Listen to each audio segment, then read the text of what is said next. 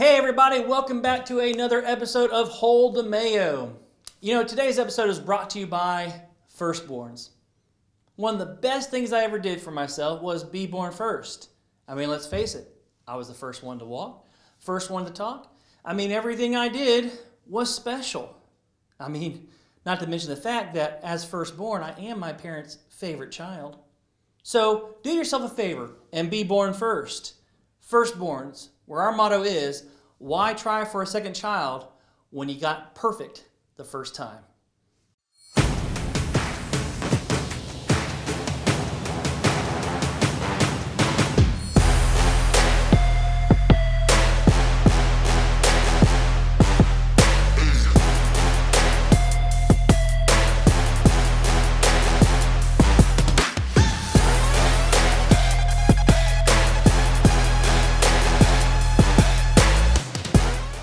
Hey everybody, this is Jason here. In just a second, you're going to be joined by a very special guest, and today we're going to have a really cool conversation about parents, teenagers, kids.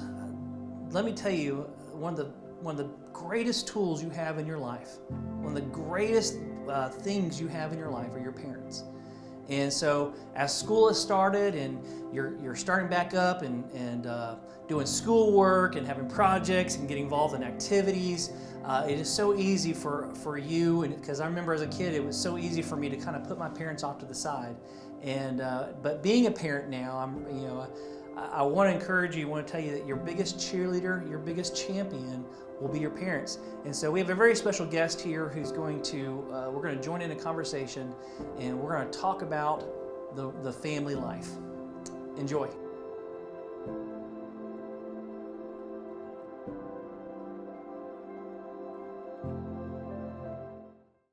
Hey everybody, this is a very special Hold the Mayo we're having today because as you can see, I have my son Jaxon here. Hello. So I wanted to come and talk to you, and my thoughts have been, since school has started back up, trying to give you guys some information and give you guys some tools that you need to succeed in school, succeed for this year. And the greatest tool that every child has is their parents. It is their greatest, which is funny because I remember being a teenager. I remember being a young kid, and it was like, Mom, and when my mom pried into my life about what school was like, I know whenever I get Jaxon from school or Mom comes home, the first question she asks is, how was school today? And what do you normally say? Good. Good. Good. That's it. Just good. And but I do want to let you guys know that the greatest tool you have to succeed is your parents. Years ago, and I know I'm dating myself here, but years ago, Will Smith, before he became known as this Hollywood actor, he was a rapper who came out with a song called "Parents Just Don't Understand." Parents just don't understand. Sometimes they don't understand what you're going through, and they could know what you're going through, but you might be going through something else, and they're like, in this most adult way possible. Well, confusing. Well, the reality is most of the things you've gone through, we've gone through. Now the settings might have changed. I didn't have Facebook growing up. I didn't even have a cell phone growing up. Jaxon is like, he cannot wait until he get a cell phone. And to me, being in 6th grade, I couldn't wait to get to 7th grade. That was about the only thing I looked forward to when I was in middle school was just getting to the next class, getting to the next grade.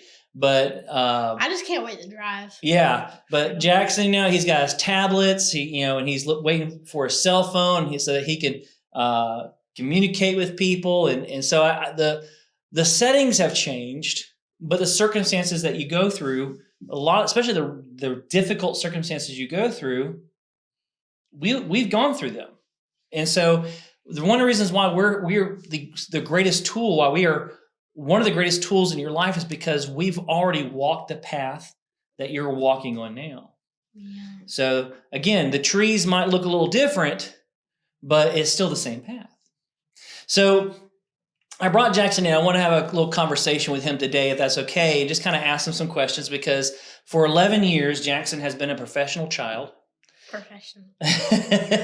He has worked very hard, diligent for the past 11 years to be a child. See, this is why I earned my professional kid thing.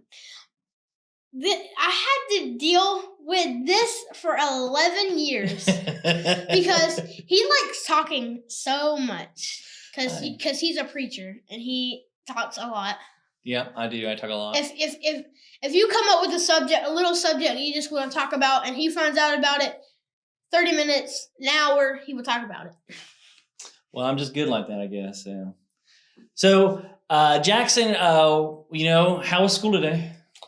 Really good. Really good? Did you learn anything? Not really. Not really. Not really. All right, teachers, if you're watching this, I mean, teachers, if you're watching this, I definitely did learn something. He learned a lot. He learned a lot. Okay. I learned how to write words. There. Well, we're talking about the home life, and so I wanted to ask him some questions, and just maybe spark a conversation to have. So, some questions I just wanted to hear from him, and he has such a great insight. I will say, Jaxon, one thing I love about you, and I know I'm biased being his dad, is that you are such a smart kid. And I can see how you're able to process things and how you're able to understand things. And, again, I know I'm biased, but I am amazed by how mean you can interact sometimes and how it seems like you understand. Every kid is really smart. They just got to unlock it. They got to pay attention, and then they will be really smart. There you go. There you go. So, just to, like, I don't know what the word is, like, make you or something. If you become really smart, a lot of people end up a lot of money, put it into God. You can spend a lot of it, but put most of it in God. You just got to pay attention and listen to the teacher and follow the rules, and then you could be, I don't know, the best man. The best man. There you go. There you go. I love it. Words of wisdom. Come on, guys. Great stuff. So let me start off asking this. The home life, okay? So in the home life, you've got the mother, you got the father, and you've got the children. So my first question to you is this: what do you think the role of the father is in the house? Well, the role of the father is really to take care of the family. He is the first one to get the weapon, to defend himself. Yeah. He's the one who, in any situation, he will deal with it, and he will fight off for the family, and he's the protector. Yeah. So fathers, we're like the original superheroes of the house, and it's kind of funny how you go through a transition, and you will. I know Jaxon's 11, and being a youth pastor, you'll see it where you'll begin to distance yourself from us, and that's normal. Okay, parents and children, when your kids seem to want to be more away from home than they want to be home, that is a normal thing. Okay, that's like a bird pushing a baby bird out of the nest to teach it to fly. You gotta let it do it. Yeah, but I know I'm young, but I do know that they might be out of the house more than home because they just got their freedom. They just got their driver's license. They can drive anywhere, and they just want their freedom. Yeah, but no matter what, they circle back. Being 40 years old, one of the greatest heroes in my life is my stepdad. And as a young kid, I didn't recognize it. As an older kid, I did. I do now, and that's my phone. And I should have turned it on vibrate.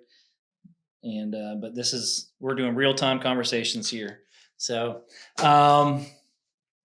but fathers, we are the protectors of the home. We're to protect them. We're to protect them from bad guys, and not just from intruders in the house, but intruders in their life.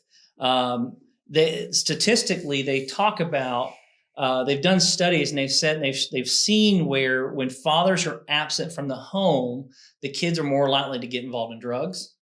And so my role is to protect my child from that, to get involved in gang activity, violence, to even find themselves in jail. See, I don't see the point in fighting. I mean, fighting, it's just when you get in an argument and it goes too overboard. It's not really like you fight, yes, but there's really no point in it. Don't get that angry. Just like calm down and walk away. There you go. Because you won't get anything out of fighting. Yeah. So fathers, we're the protectors. Now, what is the role of the mother? See, the father's the protector. See, I don't really have a name for the mothers, but I do know their job is to protect the children or child and put them in a safe place and go. She can hide too, but when she gets like found or something, she grabs a weapon and she is the second one to start attacking. So second line defense for the home. I think, you know what, I think the word you're looking for is she's the nurturer. Nurturer. Yep. She's the one who, she is more concerned about the health of the child, right? Yeah. So she's the one who, you know, it's like when you get a boo-boo and you're hurt, she's usually the one you turn to. She's the one you go to and say, Mama, I got a boo-boo. And she's the one that's supposed to kiss it and make it better. And so I will tell you that, you know, again, 40 years old, if I remember I was in college and my first year in college, and my mom jokes about it. Grammy, she jokes about it because when I got super sick and I called home and I'm 8 hours away and I call home like, Mom, I'm sick. And she's like, buddy, I'm 8 hours away. What do you want me to do? I said, the chicken soup will be cold by the time I get to you, you know? And, but that's the role of the mother. The role of the mother, the father is there to protect. There's a sense of security with the father. And when you feel secure, you feel more capable to do things. And when you have a nurturer, that person is the encourager. She's the lifter, you know? She's more protecting the child. Yeah. Than herself. Right. And again, with these two combinations in the home, it allows you to be more brave. There is something about being in a situation alone versus being in a situation with your family, with your parents, right? Yeah. When we tell you to, hey, go out there by yourself, you're kind of like, no, right? But if I say, hey, we'll go together, you're like you feel more protected. You feel you're like you're powerful. Yeah. Yeah. Now, what do you think the role of the child is? The child. Now he really doesn't have a job. He is the person that goes and hides until he will hide and try to get away from the problem than in the problem.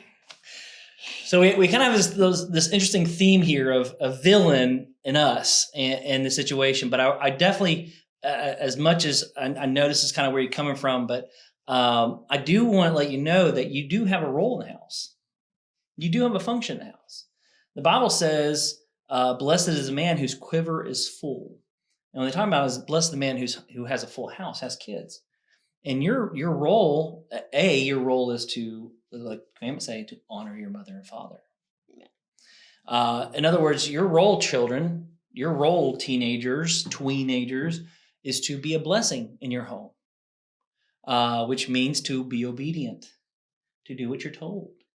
And I get like maybe you're like, well, my parents are taskmasters and they make me do everything else. Hey, when I was matter of fact, when I was younger than you, maybe 4th or 5th grade, I had to mow a 1/4 acre of lawn with a push mower. It took me hours, and this was a field that I'm talking about. The grass was waist high. I had to like literally take the lawnmower, pick it up, and lower it and go. It'd take me hours to mow, but it was just me, my mom, my brother. Either I did it or it didn't get done. And I had to do it. And so I did it. And I got a little allowance for it. I got a couple bucks out of it. But more important than anything else, I was obedient to my mom. And that's the role. Your role is to obey. Okay. Yeah, that's right. Your role is to be a blessing and to not rebel. I know rebellion is probably the biggest thing you'll in these coming years you're going to have to struggle against is the temptation to rebel. When we say be home by 8, and you're like, but my friends they don't have to be home till 9. I have to be the first one to leave. I'm like, yeah, be home by 8. And you have to fight that temptation because it is better for you to be a blessing than to be a curse in your home. Now, don't get me wrong, there are rules for parents too. Do you know that? Do you know the Bible gives us rules on parenting? Yeah. I think it's in Ephesians. It says, you know what? We're going to do this. We're going to talk more about this in just a minute, but let me ask Jaxon another important question. What? Who's that girl?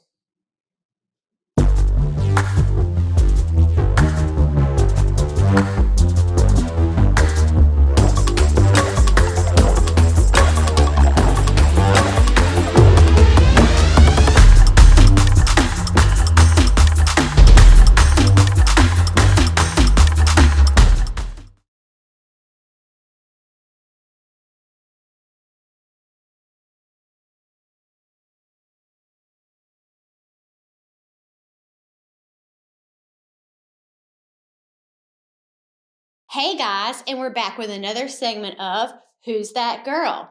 Today's question I love. The questions about music. Hello. Love. Okay. So the question is if you were musically inclined, who is someone, like a famous person or whatever, that you would pick to have a jam session with? Pretty cool, huh? So, I'm not going to say I'm like super great or anything, but I do play the drums and I do sing. So, that's why I thought this question was pretty amazing. The people that I would pick are from 2 different genres of music. So, one would be in the country music genre. I'm sorry, guys, that don't like country. But Reba McEntire. I love Reba. She is so real and I love her voice. There's no denying when Reba comes on that it's Reba. Like her voice don't sound like anybody else. And she's been around for a long time, knows her stuff. So I think it would be really cool to sing with her or even play drums for her, music, for anything. I think it would be amazing. And then in the Christian world, the first person that pops into my head, anybody guess? If my sister was watching this, she probably could because it's one of my sister's favorites. Natalie Grant. Yes, guys, Natalie Grant. She has been around for a very long time in the Christian music world. Amazing voice. She has managed to, I don't know, it's like she gets into the hearts of not only those who listen to Christian music, but she's been able to reach outside of her genre. Love it. Okay, guys, and you know what? Literally, as I'm talking to you right now, one more pops into my head. Lecrae. Yes, Lecrae. I don't know if maybe he would rap and I would sing. I would be down for that. I would be down for that. Oh my goodness. That would be so much fun. I might be a white girl, but I love me some good rap music. Okay. Just kidding. Well, not really. But I mean, I like, Christian rap or whatever because I like to dance, guys. What can I say? I am who I am. I'm not going to apologize for it. So, if I could have a jam session, it would be, what if it was all 3 of them together? Reba McEntire, Lecrae, and Natalie Grant. What about that? Yes. We're going to go with that. That's my final answer. Bing! Final answer. In a goofy mood. But anyways, guys, that is the answer to my question for this segment of Who's That Girl? Can't wait to see next week what my question will be. Love you guys. Peace. And we're back. So there are some rules to parenting. Yep. There are rules to how we are to parent. And one of them says, fathers, do not, what does it say? Fathers, do not abuse. Not abuse. It's like, do not entice your children to anger. Yeah. In other words, don't make your kids angry.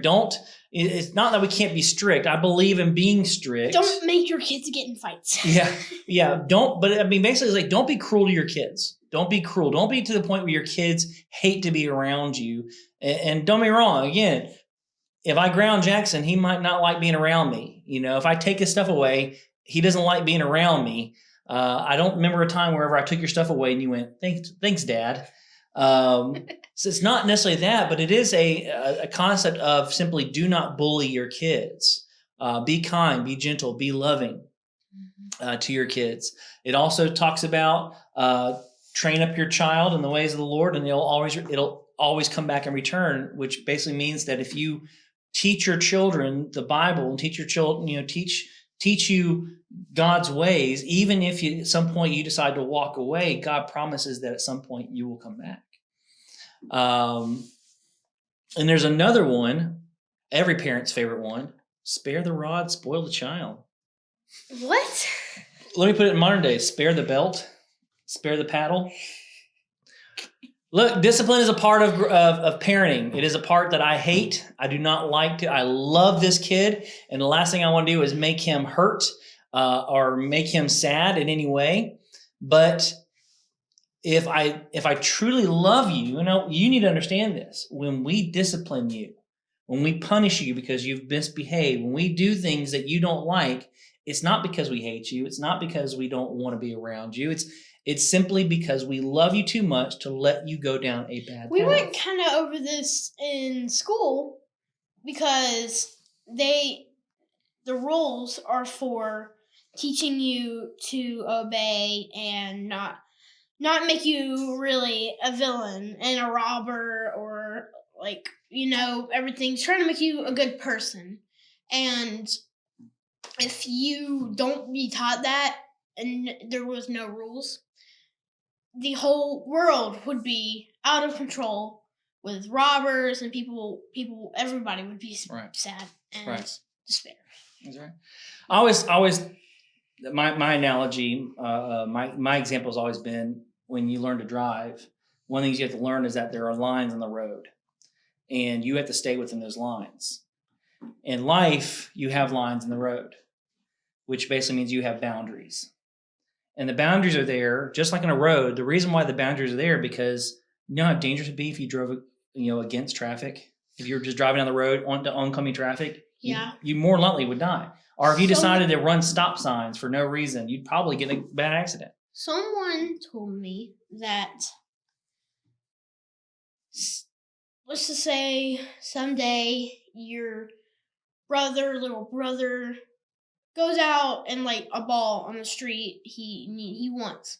He goes out on the street. He doesn't really get run over.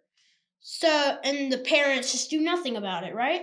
Mm-hmm. And they grab the ball, and he grabs the ball, comes back later, like years later. They do the same thing every time. Never get run over. Then the one day he does it again. He gets run over. He never got taught to not go in the road. Yep. Because sometimes you may not like it, but a little spanking will give you knowledge.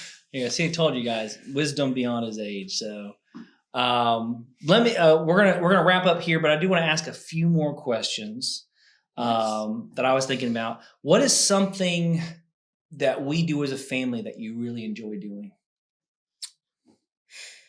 I like when we could. I like going to movies together. Yeah, going to movies. I know right now we're kind of we can't anymore because some of the movies that are supposed to come out in theaters can't anymore. So yeah. Well, hopefully we'll kind of go. We'll get back to that. Now, I do want to encourage families.